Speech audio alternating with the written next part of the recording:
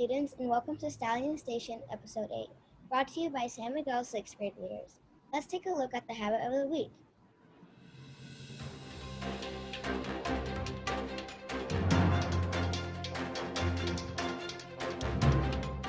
6. Synergize. Simply defined, it means the sum is better than parts. Teamwork is the key to synergize.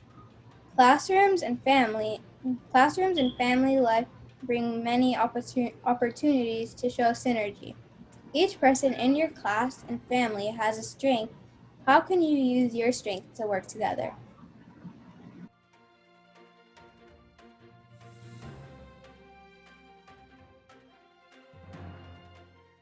Quote of the week: Alone we could do so little, together we could do so much. Helen Keller. Alone, we are only as powerful as we try to be. Together, the power that we possess is multiplied and radiated throughout the entire group.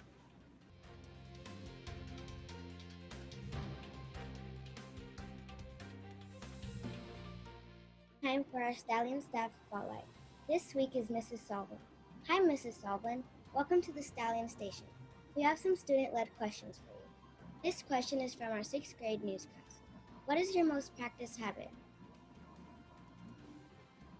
My most practiced habit happens to be win-win. I love it when everyone can win or trying to find a way for everyone to win. This question comes from Sabir and Michelle, both in 1st grade. How have you been able to teach for 25 years? I just keep going for 25 years. It's what I love to do because I love teaching. It's where I'm at. I love seeing my students come back. I saw students driving in to pick up supplies for their younger brothers and sisters on Wednesday, and it was amazing to see those kids who used to be 3rd graders are now grown-ups driving cars. I can't even believe it.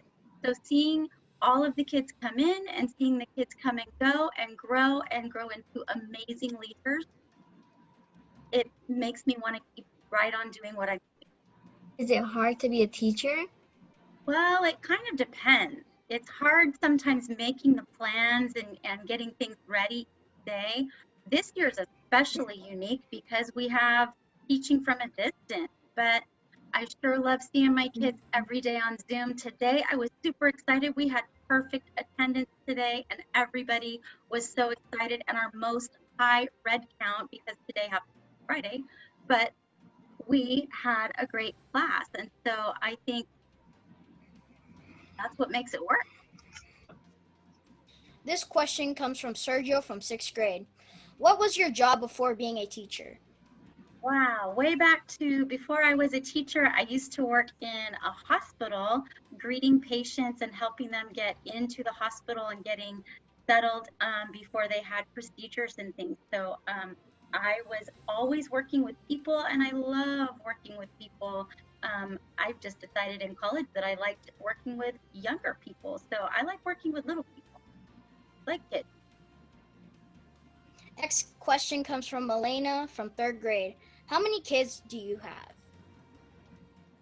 I have 2 sons of my own. Cameron is in college for the first time this year, and my youngest son, Colby, is a junior in high school this year. And they are both working super duper hard at school and at their job. But I would also say I have probably about 6,000 kids, because every kid that walks into my classroom stays as one of my kids too. Anyone who's been in room 15 knows once you're one of my kids, you're always one of my kids. This question comes from Camila in 3rd grade. What is your favorite ice cream flavor? Well, Camila, it might be kind of boring. It depends on if I'm making homemade ice cream at home.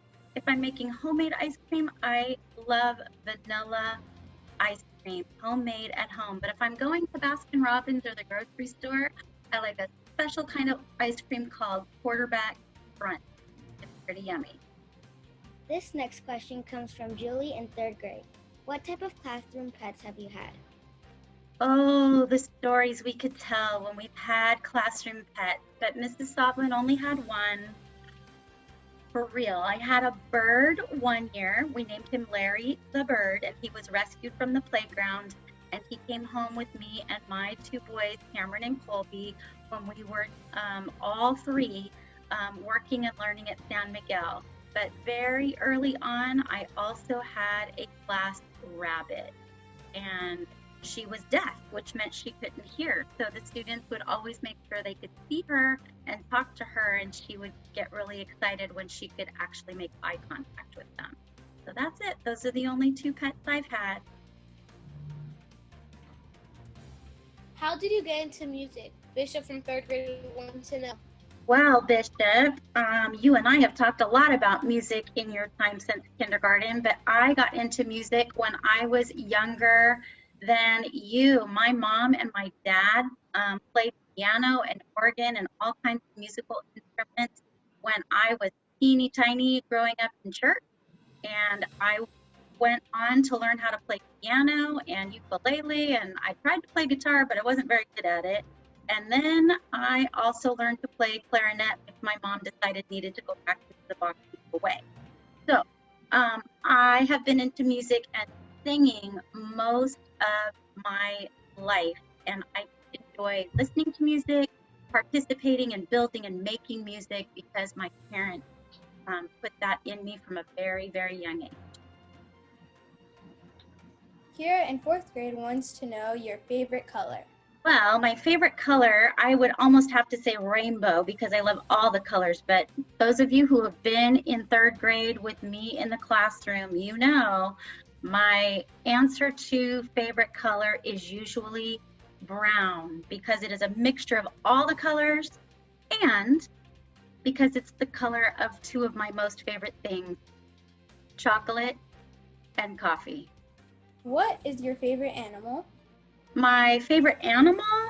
Oh, that's a tough one. It depends on if I'm going to the zoo. I love giraffes. I think they're amazing. Their long necks and their crazy blue tongues make me so interested in what they are and how they act. And even as little tiny babies, baby giraffes can come out already running on those super long legs. So I think that giraffes are pretty talented. But if it was talking about a house pet or an animal that you could have at home, I would be in big trouble with my two cats if I told you that I didn't like cats. So giraffes and cats. And from the 6th grade newscast, people wonder, how do you sharpen the saw?